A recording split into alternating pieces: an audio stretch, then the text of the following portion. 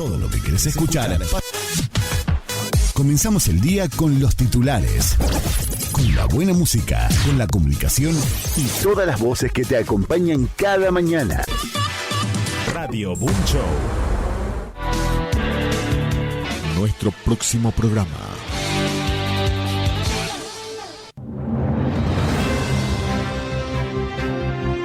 Conectamos con el mundo. Estas son las noticias. Panorama de noticias.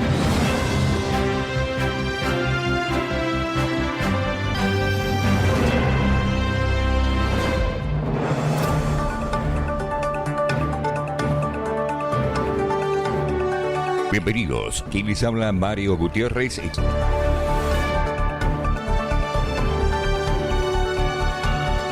Principales titulares.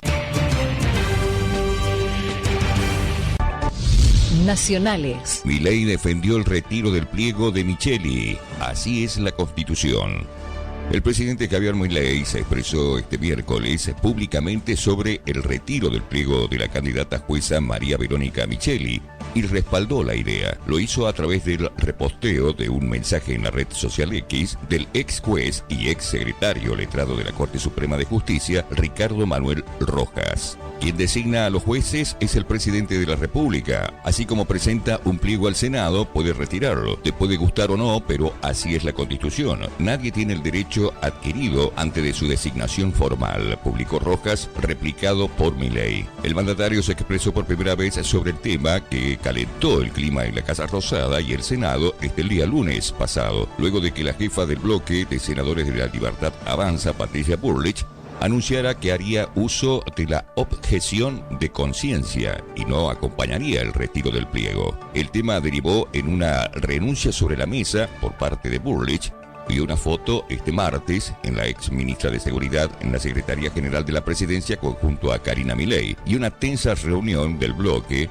en la que los legisladores libertarios más duros le pasaron la factura a la presidenta, pero que Patricia Bullrich decidió seguir en La Libertad Avanza.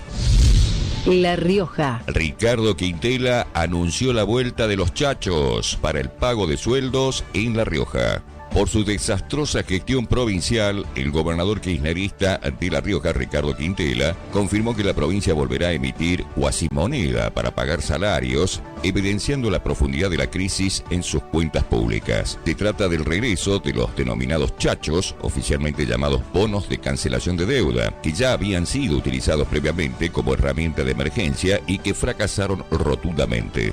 El anuncio fue realizado durante una entrevista donde el mandatario provincial reconoció las dificultades económicas que atraviesa su administración. Tengo dificultades, pero vamos a abonar igual. Vuelven los chachos, sostuvo Quintela, al referirse al pago del aguinaldo, dejando en claro el escenario de tensión fiscal que enfrenta la provincia de La Rioja. Según explicó, estos bonos podrían comenzar a utilizarse a partir de los salarios correspondientes a julio, que se perciben en agosto, aunque aclaró que no serían destinados al pago de aguinaldo. Para el aguinaldo no, esta vez se puede utilizar para un incremento. La reaparición de los chachos evidencia la grave situación financiera de la provincia por culpa de la gestión de Quintela, que recurre nuevamente a la emisión de cuasimoneda para cumplir con sus obligaciones. El regreso de la cuasimoneda a La Rioja marca un nuevo capítulo en la crisis fiscal provincial y refleja las dificultades estructurales para mantener gastos públicos bajo la deficitaria gestión del actual gobernador Quintela. Ahora yo me pregunto, ¿por qué La Rioja no se adhiere al RIGI para poder meter empresas y de esa forma poder paliar los gastos administrativos? Internacionales. Violentos enfrentamientos en Santiago de Chile tras protestas estudiantiles contra recortes. Una manifestación de estudiantes de izquierda en rechazo de las políticas económicas del gobierno de José Antonio Kast en Chile culminó este miércoles en enfrentamientos violentos entre la policía y los asistentes al centro de la capital chilena. La convocatoria, que reunió a miles de estudiantes, docentes y diversas organizaciones sociales de izquierda, comenzó con el lema "La educación pública se defiende" y se centró en los recortes presupuestarios que afectan el programa fundamentalmente de varios ministerios, especialmente en educación, salud, vivienda y trabajo. Los manifestantes también expresaron su oposición a la Ley de Reestructuración Nacional, un proyecto que busca implementar una serie de medidas para ajustar el gasto estatal y estimular la inversión económica. Este plan, conocido como Mega Reforma, fue aprobado por la Cámara de Diputados a finales de mayo y ahora debe ser discutido en el Senado. Nos quieren callar, pero nosotros no vamos a parar, declaró Magdalena Correa, una estudiante de 21 años del movimiento socialista. Nos están quitando recursos y derechos y tenemos que contraatacar. Nacionales. Alertan por 48 horas de tormentas fuertes. ¿Qué provincias estarán afectadas? El Servicio Meteorológico Nacional anticipó un periodo de marcada inestabilidad que podría extenderse durante al menos 48 horas en distintas provincias de la Argentina. El fenómeno estará acompañado por lluvias intensas, tormentas eléctricas y ráfagas de viento que podrían generar complicaciones en algunas zonas. De acuerdo con los pronósticos, el sistema comenzará a desarrollarse durante la tarde y la noche del día miércoles y tendrá su mayor impacto a lo largo del día de hoy jueves, aunque no se descarta que algunas regiones del país continúen bajo condiciones inestables durante el fin de semana.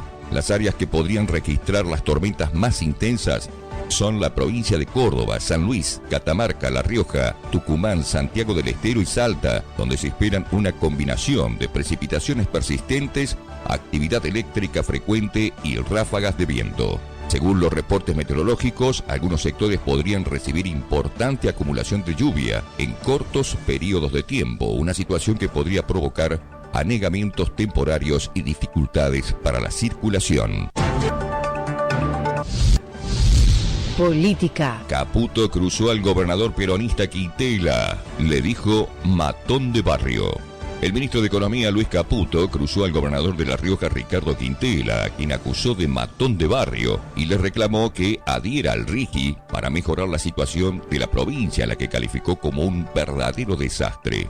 Quintela había dicho, en el caso en que el peronismo regresa al poder, investigaría al jefe de Palacio de Hacienda en sus acciones de gobierno y que por eso las inversiones tienen que tener cuidado. Ya tuvieron y lo hicieron gobernador, porque para eso ustedes utilizan el poder del Estado. Tuvieron que inventar entonces que mi familia había atentado contra el vicepresidente, afirmó Caputo en las redes sociales. Mejor que amenazar, cual matón de barrio, dedíquese a gobernar bien su provincia, que por su culpa es un verdadero desastre. Además enfatizó que por no adherir al RIGI está privando a los riojanos de más empleos, recursos y mejores salarios. Y encima, ahora el gobernador riojano anunció la impresión nuevamente de los chachos para solventar los costos de sueldos de la provincia. Córdoba. Trasladaron los restos de Agostina para el velorio y la familia pidió privacidad. La investigación en el femicidio de Agostina Vega atraviesa horas de profunda conmoción para sus familiares. Este miércoles se inició el traslado de los restos del adolescente hacia una de las salas velatorias ubicadas sobre la avenida Juan B. Justo en la ciudad de Córdoba, donde se realizará la despedida íntima de la joven asesinada. Simplemente como información de servicio, les digo que está cortada la calle Ibarbals, desde Viamonte hasta David Luque, corte total, y un corte total también en la calle Jacinto Ríos y Rincón, porque en minutos serán trasladados los restos de Agostina a una sala velatoria de la calle Juan B. Justo. En ese marco, la familia también pidió expresamente que se preserve la privacidad tanto hoy durante el velatorio del día de ayer miércoles, como también durante el entierro que se realizará en el día de hoy jueves. El abogado Nagy de la familia de Agostina habló sobre la investigación en curso. Acaban de disponer la entrega del cuerpo a los familiares para que den sepultura cristiana y puedan llevar adelante el velatorio en este momento tan íntimo. Además, los familiares han pedido que no haya prensa, no haya público, absoluta discreción. Es un momento muy difícil, muy doloroso, y también para la mamá, no solamente para los abuelos, familia extensa, sino para esa mamá que hoy está internada con un cuadro bastante complicado en el Hospital San Roque. La mamá va a ir al velatorio, quiere ir, a medida que disminuye la sedación, lo ha expresado de manera vehemente, pero va a ser acompañada ese solo acto y en la medida en que pueda permanecer algún tiempo, se retornará al Hospital San Roque. Permanentemente estamos arrimando elementos, evidencias. Varias personas deben ser investigadas y atrapadas por el radar de la justicia. Quiero ser claro, no dar detalles.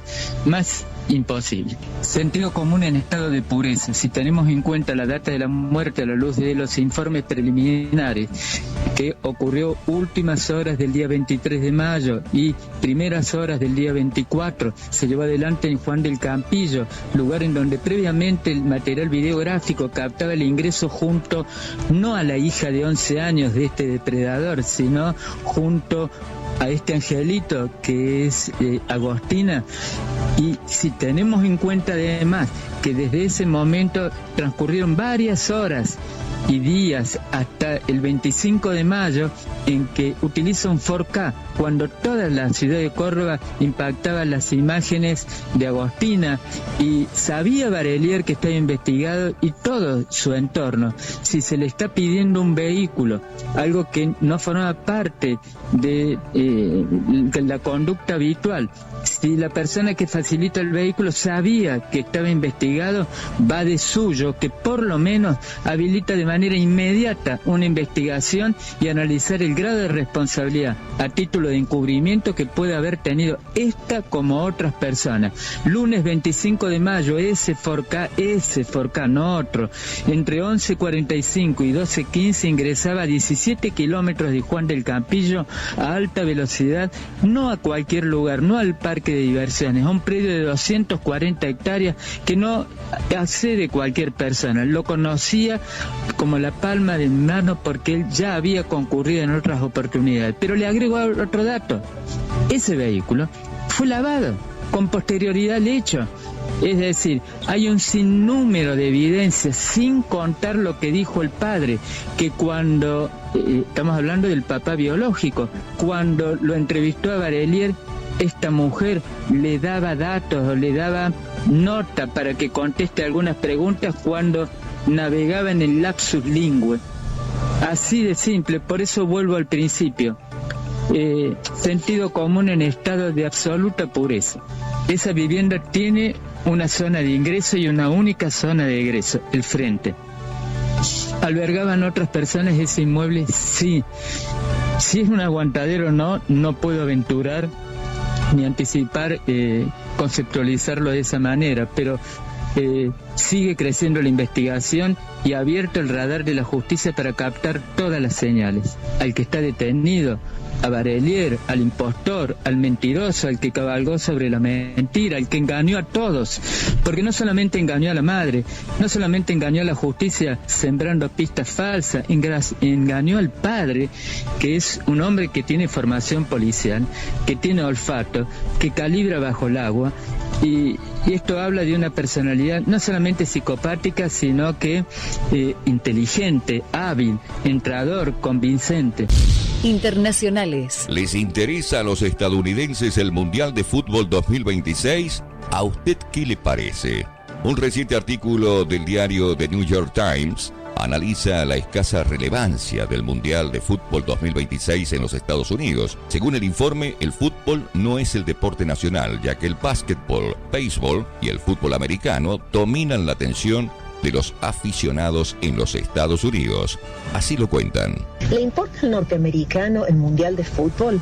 Aparentemente no. Y ha salido publicado hoy mismo un artículo muy profundo en el New York Times haciendo un análisis de por qué no. Primero, no es el deporte nacional. Aquí se ve el básquet y el béisbol y el fútbol americano, que son los tres principales deportes.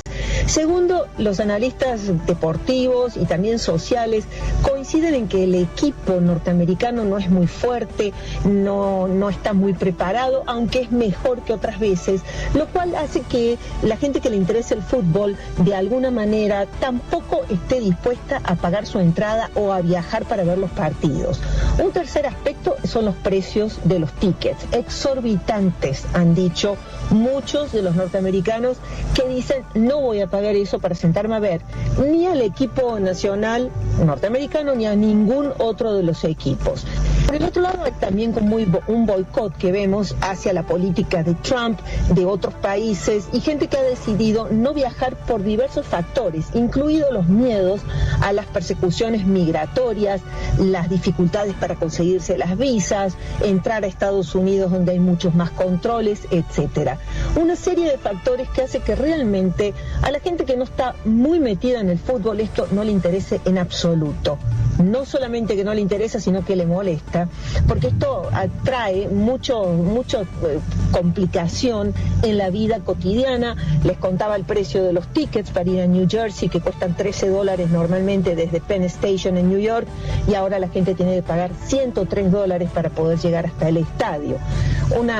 Unos números que salen totalmente de lo normal y que han hecho que la FIFA, que había reservado grandes espacios de hoteles, etcétera, pensando que se iban a llenar, han tenido que soltar estas habitaciones y otras cosas porque no han logrado llenar ni los aviones ni los hoteles. Así están las cosas. A los norteamericanos este mundial les importa poco y nada.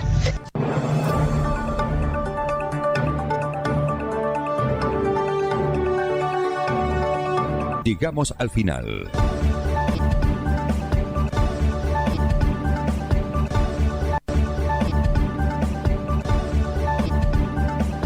Los invitamos para nuestro próximo informativo. Radio Boom Show. Y estos son nuestros titulares.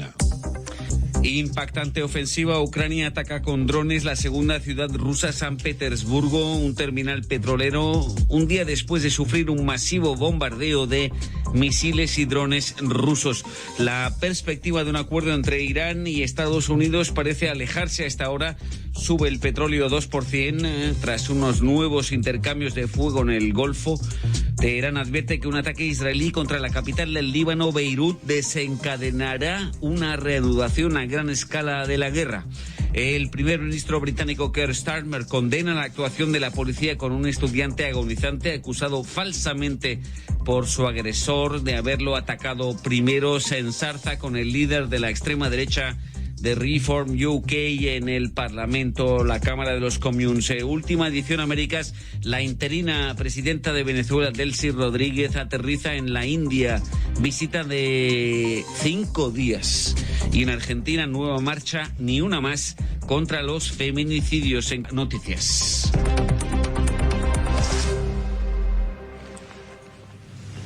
Russia is increasingly desperate. Meanwhile, we know Russia's economy is under serious strain. En Kiev, donde llegaba más temprano este miércoles vía férrea, el jefe de la OTAN, Mark Rutte, declaró que Rusia está cada vez más desesperada frente a Ucrania. Su aguante, su innovación tras más de 4 años de guerra, subrayó, en cambio de pérdidas considerables que encaja Rusia en el terreno. El desplazamiento intervenía en un contexto de intensificación de bombardeos rusos, pero también ucranianos, como el ocurrido a primera hora del día en San Petersburgo, en plena apertura del Foro Económico Anual ruso, el Davos ruso, con asistencia esperada de 20.000 personas. Ми відповідаємо на удари по Україні. Я вважаю, що справедливі удари, вони...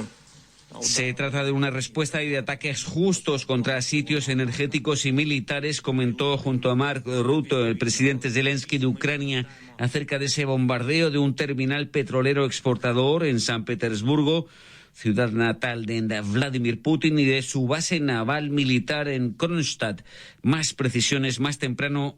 Jessica Brumek. San Petersburgo no fue un objetivo al azar, sino el que será la vidriera rusa hacia el mundo durante los próximos 3 días. La ciudad de los canales es sede a partir de hoy del Foro Anual Económico Internacional, al que se espera también asista Vladimir Putin. En la cuenta regresiva para su comienzo, el principal aeropuerto de San Petersburgo, una de las puertas de entrada para los 20.000 participantes de 130 países, debió ser cerrado durante algunas horas. La ofensiva de Kiev fue respuesta al bombardeo masivo ordenado por el el Kremlin el día anterior, con 73 misiles y 656 drones, incluidos 8 misiles supersónicos Zircon, arma de largo alcance que Moscú ha vuelto a utilizar en las últimas semanas. La jefa de la diplomacia europea afirmó esta noche a la agencia France Press que Rusia está entrando en pánico a raíz de esos últimos ataques de drones ucranianos.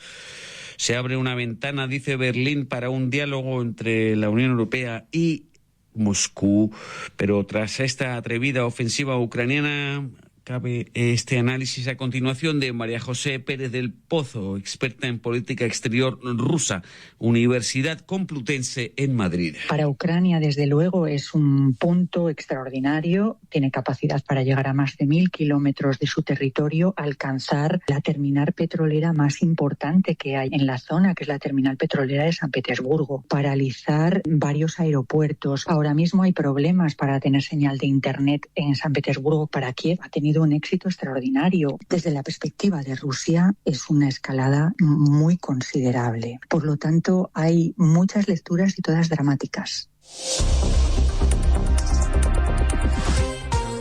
وقد نتج عن هذا العدوان الإيراني الآثم استهداف المنشآت المدنية والحيوية ومنها مطار الكويت الدولي. La odiosa agresión iraní apuntó a civiles e infraestructuras vitales, causando la muerte de un ciudadano indio. Más de 60 heridos, daños significativos, indicaba este miércoles un portavoz del Ministerio de la Defensa de Kuwait tras un ataque nocturno con misiles balísticos, drones atribuidos a Irán y en gran parte interceptados y derribados, según el CENTCOM de Estados Unidos en la región. Ataque reivindicado más tarde por los guardianes de la revolución iraníes. El petróleo volvía a subir 2 al 3%. Estos últimos incidentes alimentaban la incertidumbre sobre la tregua entre Irán y Estados Unidos, anunciada ya hace 8 semanas con la mediación de Pakistán. Precisiones última hora, Asbel López. Kuwait, que alberga 12 bases militares estadounidenses, desmintió que su territorio o su espacio aéreo sirvieran para atacar a Irán, después de que las fuerzas de Estados Unidos atacaran lanzaderas de misiles, barcos iraníes y un centro de mando en la isla de Qeshm, situada junto al estrecho de Hormuz. Por su parte, Irán calificó sus ataques de autodefensa y señaló la responsabilidad de Kuwait y Bahrein en los ataques defensivos de Estados Unidos y afirmó que responderá de manera decisiva a cualquier nuevo ataque. La agencia de prensa iraní Fars indica esta noche que Irán no aceptará ningún acuerdo con Estados Unidos que no incluya también al Líbano, donde prosiguen las hostilidades entre su aliado Hezbollah y el ejército israelí. El presidente Trump aseguró que las discusiones continúan a diario, pero el canciller iraní Arashi consideró que no se ha registrado ningún avance, aunque confirmó que los intercambios no están cortados. Hace un par de horas, Donald Trump en Casa Blanca aseguraba que un acuerdo llegará a buen puerto entre Irán y Estados Unidos este próximo fin de semana. Irán sigue dudando acerca de ello. Del resto de la actualidad aquí en Europa, en Francia, escala en Les Invalides, París.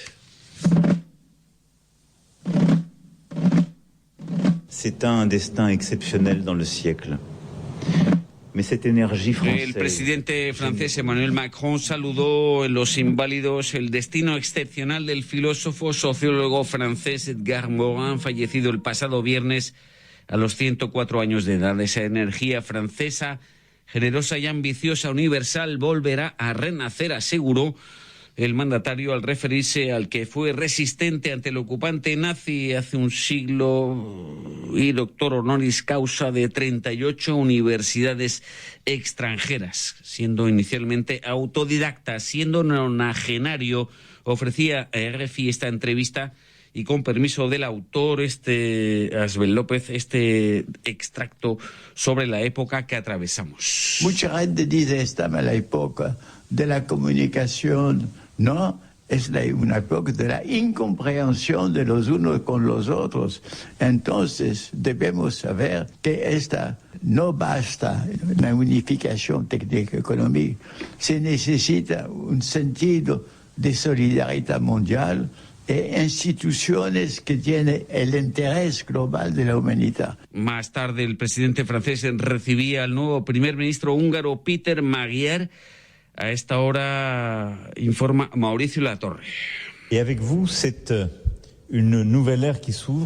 Con usted se abre una nueva era para Hungría. Su elección demuestra el apego de los húngaros por la Unión Europea. Es lo que declaró Emmanuel Macron al recibir al nuevo primer ministro húngaro en el Palacio del Elíseo.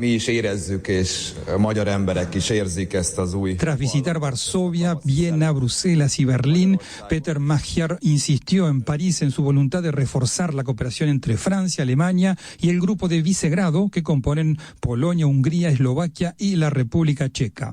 Ayer, Magyar afirmó estar dispuesto a reunirse con el presidente Zelensky de Ucrania siempre y cuando avancen las negociaciones sobre los derechos de la minoría de 150.000 húngaros de Ucrania, como es el uso de su lengua materna. Un problema aparentemente resuelto hasta ahora entre Budapest y Kiev, y además la Unión Europea anuncia reabrir negociaciones de adhesión de Ucrania al bloque. Feliz de estar acá en un país tan valeroso, tan espiritual, una potencia económica que juega un papel muy relevante. Vamos a tener una agenda. La presidenta interina de Venezuela, Rodríguez, aterrizaba en Nueva Delhi, India, para una visita de 5 días en un contexto en el que el país más poblado del mundo aumenta sus compras de crudo venezolano para compensar esa suspensión del suministro que procede y atraviesa en tiempos normales el bloqueado estrecho de Hormuz. Nueva Delhi, corresponsal más temprano, Varun Anand. En mayo, India se convirtió en el segundo mayor comprador de petróleo de Venezuela, con adquisiciones de unos 427.000 barriles diarios, solo por detrás de Estados Unidos. Reliance Industries, el mayor conglomerado privado de India, figura además entre los principales compradores de crudo venezolano. El acercamiento responde en parte a las nuevas presiones sobre el mercado energético mundial. India importa cerca del 90% del petróleo que consume y busca diversificar sus fuentes de abastecimiento mientras persisten las incertidumbres sobre los suministros procedentes de Oriente Medio y las rutas que atraviesan el estrecho de Hormuz. Para Caracas, India representa uno de los mercados más atractivos para recuperar exportaciones y atraer inversiones. Para Nueva Delhi, Venezuela ofrece acceso a algunas de las mayores reservas de petróleo del mundo y una alternativa adicional en su estrategia de seguridad energética. La visita también tiene un peso político y pondrá a prueba el alcance de una relación que ambos gobiernos quieren ampliar en medio de un panorama geopolítico cada vez más complejo. Argentina, miles de personas movilizadas para repudiar femicidios o feminicidios, exigir políticas públicas eficaces contra esa plaga de la violencia de género, bajo la bandera y el lema de Ni una menos, días después del conmocionante caso de un asesinato de una adolescente, otra más, esta vez en Córdoba. Corresponsal en la marcha, Natalio Cosoy, 11ª marcha anual. Estas manifestantes piden que no se repitan más casos como el de Agostina Vega. Agostina tenía 14 años, la misma edad que Kiara Páez cuando fue asesinada en mayo de 2015. Ese año el femicidio de Kiara Páez fue el que catalizó la primera marcha de Ni Una Menos para protestar por la violencia de género y pedir acciones que eviten que estos casos se repitan. Quienes se manifiestan aquí cuestionan los recortes del gobierno de Javier Milei en las áreas dedicadas a prevenir la violencia de género y contener a las víctimas. Tenemos que exigirle al Estado que cumpla con sus obligaciones de prevención de las violencias y que cumpla con los tratados internacionales de derechos humanos que lo obligan constitucionalmente a erradicar la violencia contra las mujeres y la diversidad de sexoafectivas. Eso decía Juliana, de 37 años. Otra manifestante, Andrea, en cuya familia hay una víctima de violencia de género, cree que se debe comenzar por la justicia. Ahí está donde se empieza, que se haga algo, que la justicia haga algo. La ONG La Casa del Encuentro ha contabilizado desde junio de 2015, cuando fue la primera marcha de Ni Una Menos, 3.073 víctimas de femicidio en Argentina, una cada aproximadamente 30 horas. Natalio Cosoy, Buenos Aires. Protestas también a pocos días del Mundial en México por el gremio docente y de los estudiantes en Chile contra el CAST. Enfoque. En Colombia, esta vez, el candidato ultraderechista promete relacionarse con Estados Unidos como nunca antes, tras ese apoyo recibido directamente de Donald Trump en la Casa Blanca, lo que Iván Cepeda, desde la izquierda, finalista también como Espriella, denuncia como intento injerencista en cuanto a los sondeos. Este es el enfoque de Asbel López. El ultraderechista Abelardo de la Espriella, ganador de la primera vuelta, parte como favorito para vencer al izquierdista Iván Cepeda en el balotaje. Una encuesta de Atlas Intel, la primera tras los comicios, le da 50.3% contra 42.6% para Cepeda. De otro lado, Trump ofreció su respaldo a De la Espriella, conocido como el Trump colombiano. ¿Qué piensa en Medellín el politólogo Juan Carlos Arenas del pronunciamiento de Trump? Es una injerencia indebida en procesos internos en Colombia, medidos según los estándares de cualquier medición de política internacional. Entonces es inadecuada. Creo que se corresponde un poco con lo que ya se ha venido haciendo en relación con otros actores importantes de la política de Estados Unidos como María Elvira Salazar, el propio Marco Rubio y otros líderes políticos de la política de la derecha de Estados Unidos y otros líderes políticos de derecha de América Latina como el presidente Noboa de Ecuador. Hace público lo que ya se sabía, un alineamiento de fuerzas políticas de la derecha que en general también están muy alinderadas con cierta erosión de los derechos y de las garantías democráticas en el subcontinente. Al dar su apoyo a Abelardo de la Espriella, Trump dijo que los resultados de esta elección son muy importantes para el futuro de Colombia y su relación con Estados Unidos. Elizabeth Dickinson, del grupo de reflexión International Crisis Group, explica por qué el respaldo de Trump puede tener eco en el electorado de derecha. Estados Unidos es de lejos la alianza económica más importante para Colombia, el país donde la mayoría o la mayor parte de sus exportaciones internacionales llegan. También hay una inversión estadounidense en Colombia que es muy importante.